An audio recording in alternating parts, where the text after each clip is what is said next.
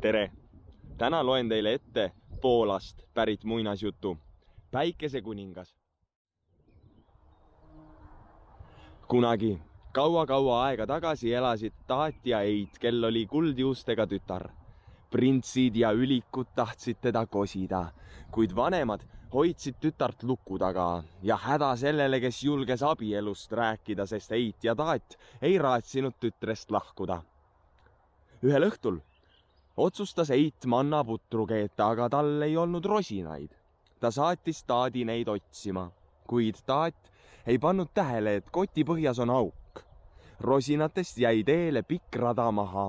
Kui Taat juhtunut märkas, läks ta tagasi, lootes rosinat teelt üles korjata. Väljas oli aga pime, pealegi veel väga külm. Taat ütles endamisi: kui nüüd Päikesekuningas oma kiirtega teed valgustaks ja minu vanu konte soojendaks, annaksin kas või oma kuldjuustega tütre talle naiseks. Ja ootamatult tuligi päike välja, soe nagu süda suvel. Taat korjas rosinad üles ja tuli rahulolevalt koju. Uksest sisse saanud, ütles naine talle: hea, et sa koju jõudsid.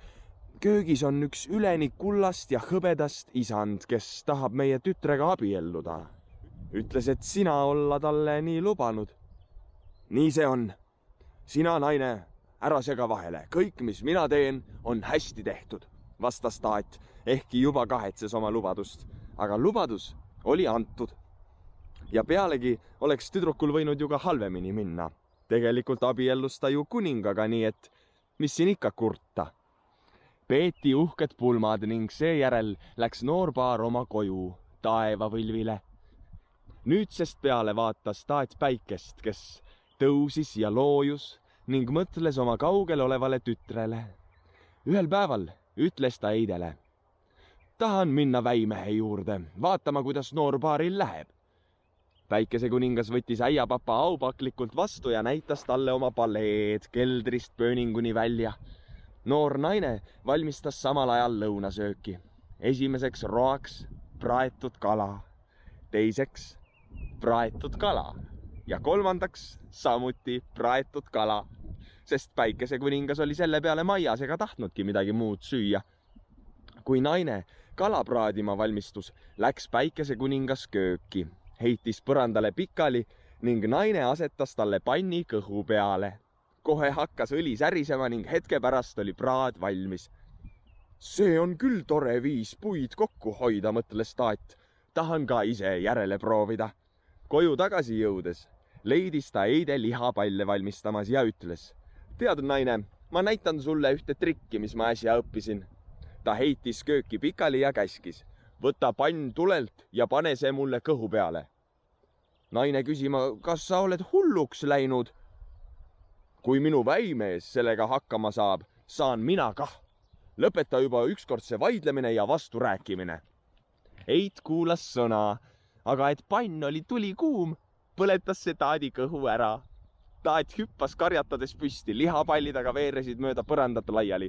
Eidel tuli Taat voodisse panna ning teda siis võiete ja plaastritega tohterdama asuda. See võttis aga tublisti aega.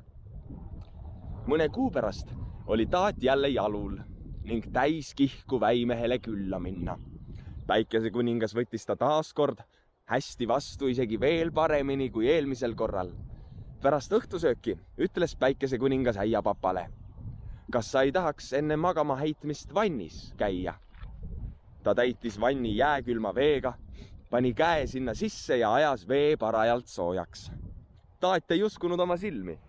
Koju jõudes tahtis ta kohe ise ka järele proovida. Ta kutsus Eide ja käskis pali külma veega täita. Eit imestama: mis uudis see siis on?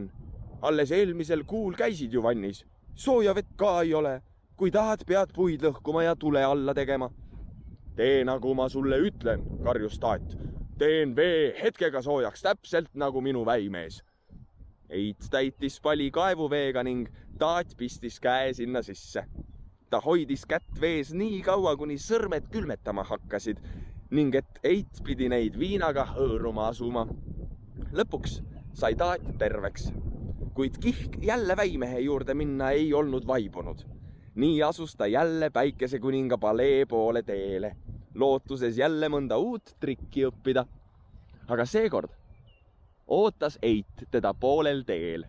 Niipea kui taat tema kohale jõudis, kargas ta taadile kallale ja tümitas ta vaese omaks. Enne kui taat jõudis Eide ära tunda, jooksis see koju. Hirmust ja tümitamisest poolsurnud taat vedas end vaevaliselt koju ja ütles Eidele: "On alles lugu. Terve kamp röövleid tuli mulle kallale, peksis läbi ning jättis poolhingetuna maha.